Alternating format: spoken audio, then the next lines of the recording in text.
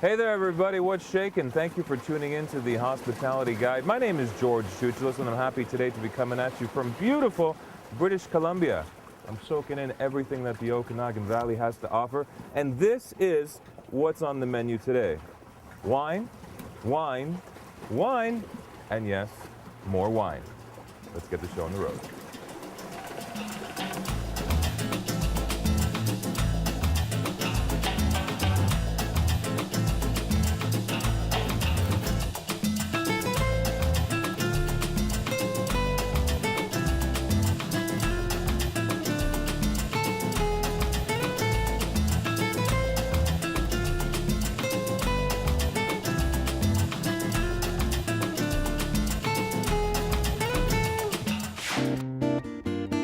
Prepare your palates, because this week on the HG we are in the Okanagan Valley visiting some fantastic wineries, sampling delicious treats, and of course we're drinking a little wine.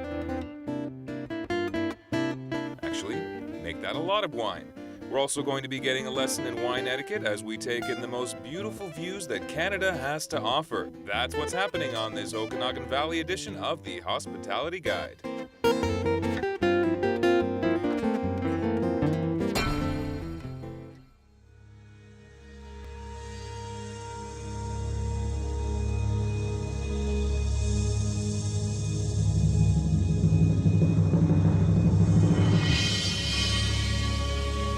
Located in southern British Columbia, the Okanagan Valley is one of the warmest regions in all of Canada.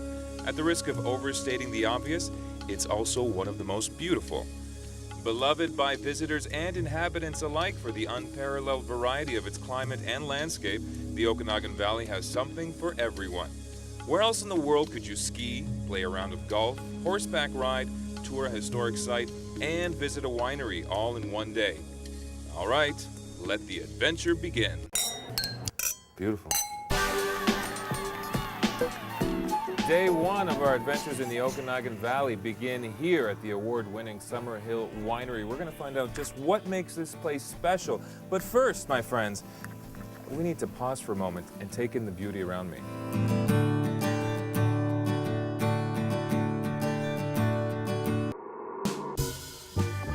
As we were driving in, we saw a big pyramid. Yes. What's the significance of the pyramid? In Europe, they have what they call a marriage period to make sparkling wine, champagne in France, for instance.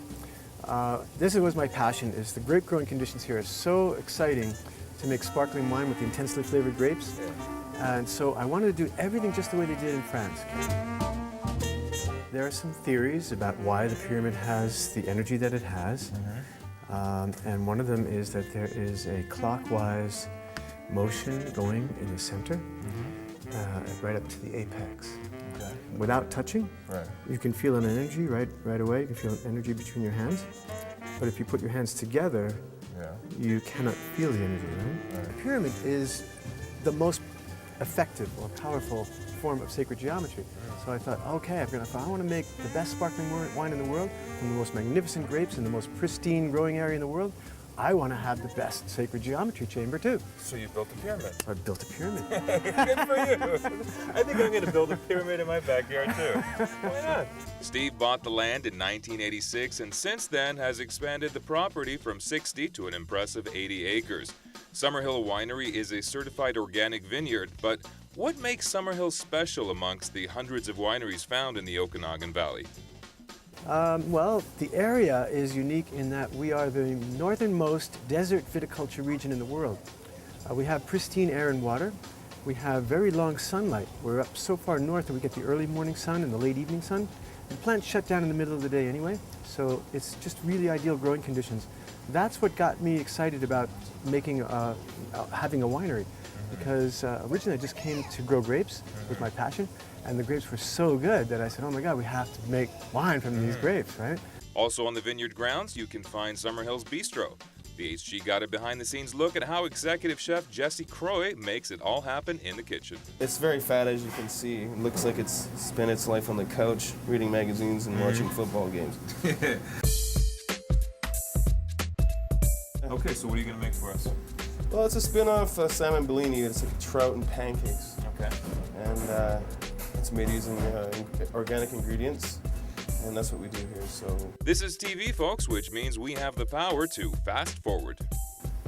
Now let me ask you something while you're doing this. Sure. Obviously we're in wine country here. People are here to taste wines, but really, you know, food goes with wine. So when you're creating the menu, are you thinking about that? oh, always. That's the number one focus for me. We're here to showcase what Steven does and Eric. What they do is, you know, of course, they're winemakers and proprietors. So what we do is we try to make our food kind of, you know, help them sell the wine, basically, and keep it as simple as possible. I never would have thought to put trout with my pancakes, but I think you're onto something. Yes, it is very good. We pair this with the Pinot Noir on the menu tonight. Yeah. It's an awesome pairing. We have wild Arctic char. We got, as you can see, berries. Yeah. They pop in your mouth, right? This we got smoky salty. This we have sweet, acidity. So as you know, that's basically what makes the wine work with the dish. So the food's doing the same thing. It's popping and it's, you know, making that nice round edge. You know what you've just done here, my friend? What's that? You've created a thing of beauty. I think it's kind of cool myself.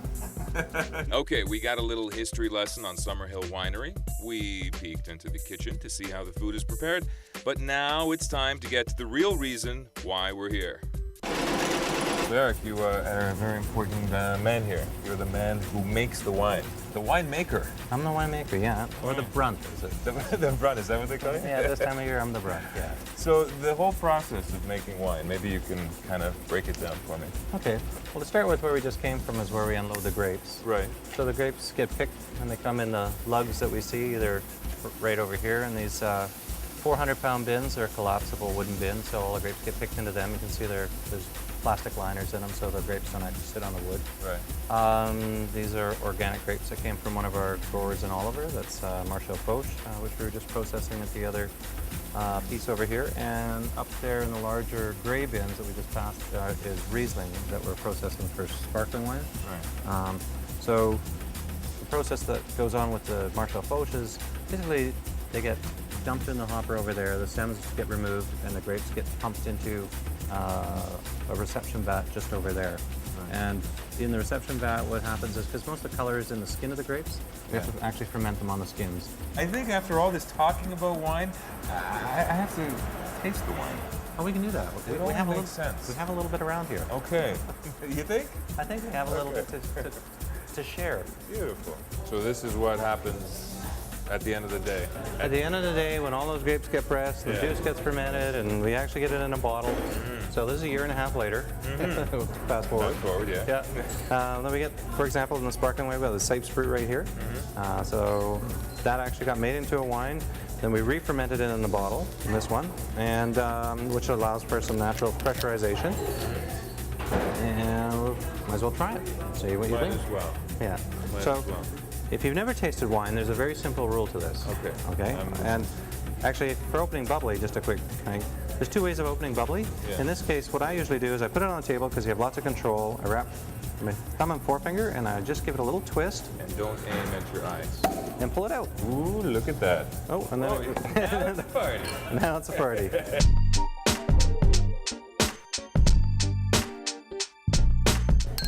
Cheers. Cheers. All right. Drink them if you get them.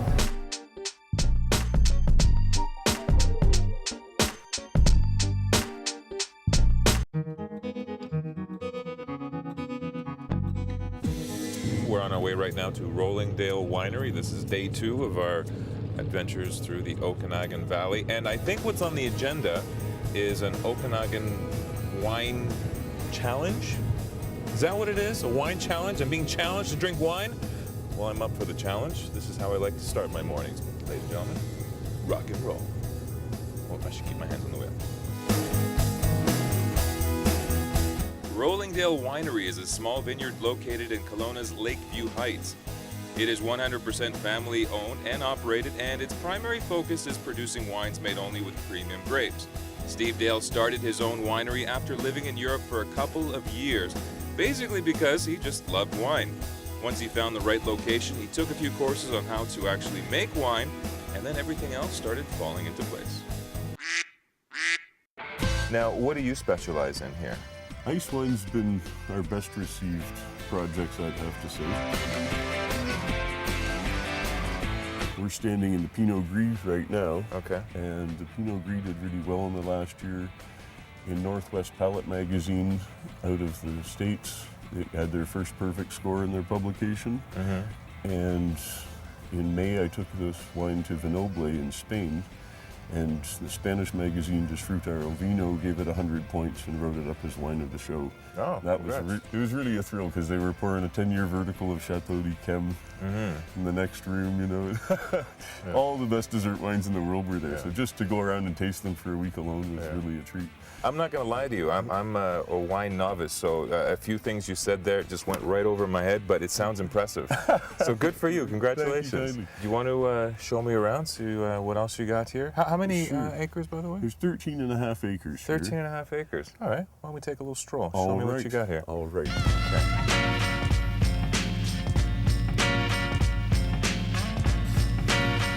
Welcome to the cellar. Welcome. So this is it. What happens here? This is where the magic happens. Ah, the magic. Tell me a little bit about the magic, the whole process of making magic. Here's a suggestion. Let's speed the process up and do some more wine tasting. The use of oak plays a huge role in winemaking, and it can affect the way the wine ends up looking and, more importantly, tasting. Let's call it research. Yep. Okay. Put it down to research. Okay. I was wondering how you were going to get it out of the barrel. This is called a wine thief. Wine thief. I'll let you be in charge of the wine thief. Okay. It's not a very good idea, putting me in charge of the wine thief. It's not a very high-tech device. You just put your thumb on the end once it's full of wine and pull it out. All right, cool. So, Very fruity one, huh? yeah, it's nice. It's almost a bit jammy, this one I find. But people like it, and a lot of people like it like that. But the other vineyard we'll try of Merlot from the same type of oak is going to show you a very different wine. I keep waiting for something I don't like, and so far we got winner. We won't show you the bad stuff.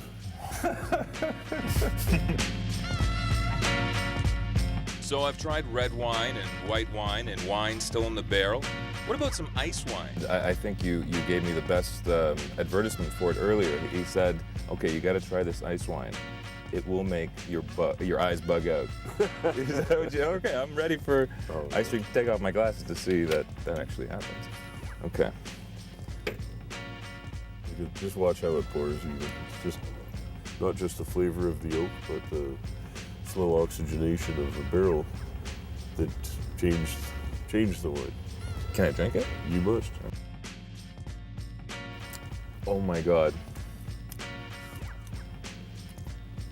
That is, I don't like ice wine, but that's amazing. That's it. The tour is over today. Thanks for coming.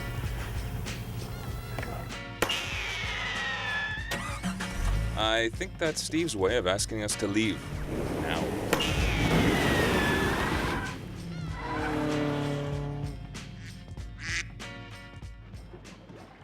And so the story goes that in these waters lives Ogopogo. Now, who's Ogopogo, you may ask? Well, Ogopogo is the distant relative of the Loch Ness Monster. There's been repeated sightings over the years. I've taken it upon myself to find Ogopogo and bring him to the loyal viewers of the Hospitality Guide. So before the end of the show, ladies and gentlemen, I will find Ogopogo.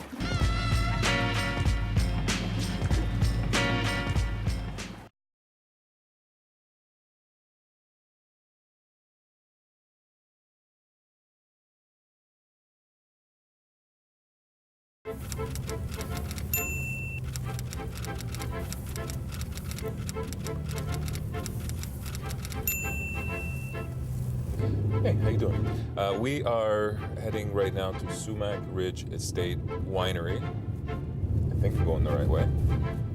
I hope I'm going the right way. This is actually our second winery in one day, because we're crazy like that. And we're speaking with the executive chef there. So hopefully he'll feed us. That's what's on the agenda.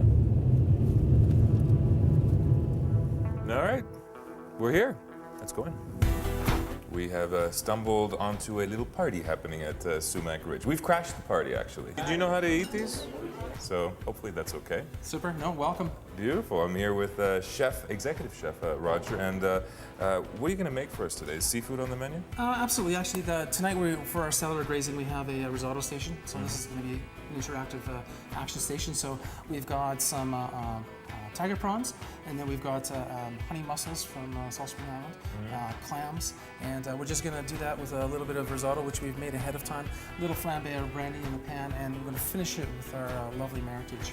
Tonight is a special night here at Sumac Ridge Winery. It's a party, and you're all invited, courtesy of the HG. Now, since we're here during the Okanagan Wine Festival, Sumac Ridge has organized a tasting party which will feature Roger's cooking, paired, of course, with some of their finest wines.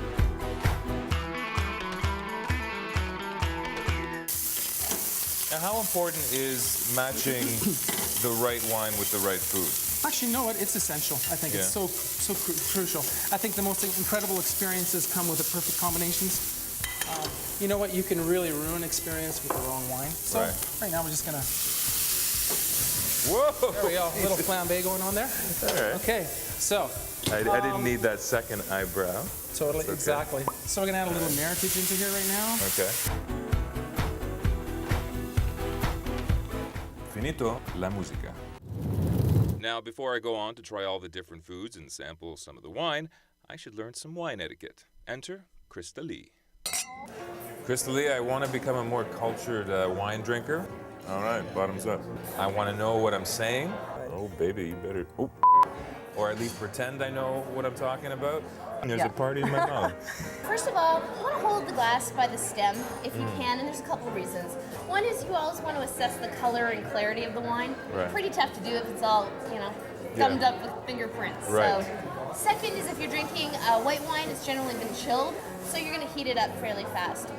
But the third reason is probably the most important, and it's whatever smell you have on your hands. Yeah. That smell's on your hands, so when you touch the bowl of the glass, it's transferred onto the glass. All right. So you want to take a little sip, swish it around in your mouth like a mouthwash, swallow it, completely ignore it.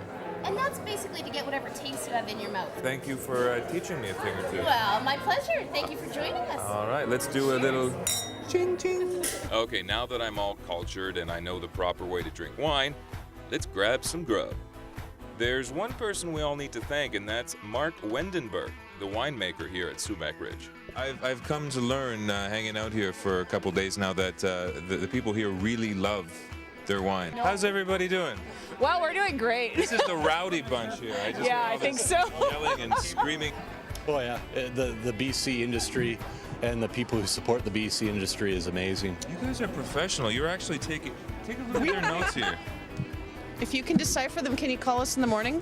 Very nice. So you are enjoying Winefest. We are, yeah. And the Okanagan Valley, tell me about it. Loving it. It's a great spot. The weather, the hospitality, the restaurants, the food. It's just amazing.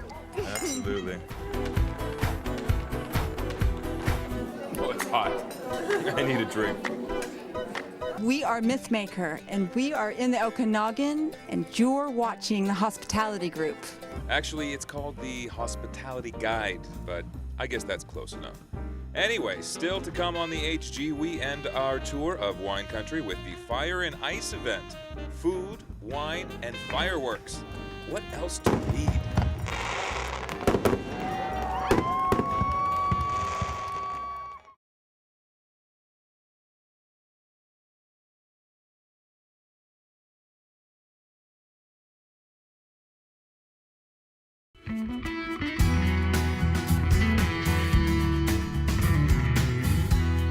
Our tour ends in Inkamip Cellars for the Fire and Ice event. And basically what this is 5 of the most prestigious wineries from South Okanagan have gathered here to showcase their very fine wines. This is me doing my Vanna White impersonation. And also the foods that work best with them. So, without further ado, let's explore our surroundings. It opened in 2002 and is located in Osoyoos, British Columbia in the Okanagan Valley wine growing region. The winery and vineyards are situated on spectacular land owned by the Osoyoos Indian Band. The Incoming Cellars Winery building was designed to celebrate this natural beauty and wilderness.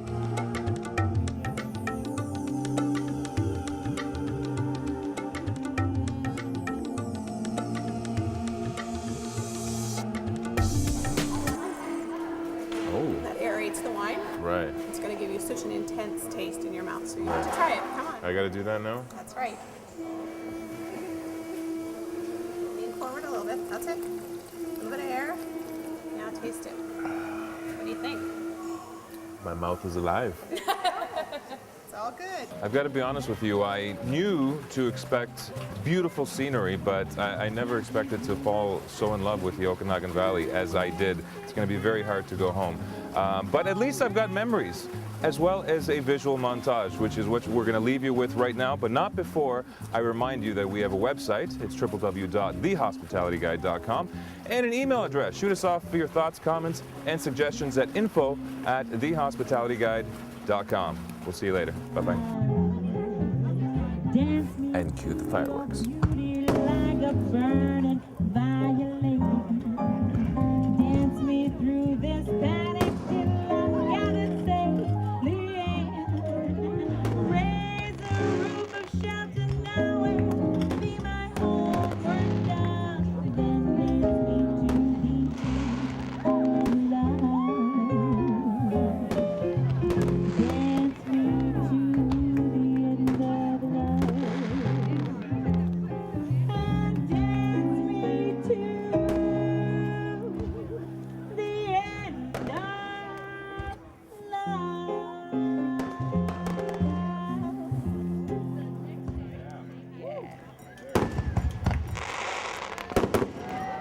I don't know. What do you think? This is a good spot. For what? For the... Well, remember at the top of the show, we said we're going to be looking for Ogopogo, the sea monster. Well, what are you going to say about it? It's fake. I don't know. We're going to fake it. We're going to pretend we're looking for him, and that's it. We got to tie it off somehow. Well, we got to hurry up because we have to go to the airport. Our plane, yeah. What was that?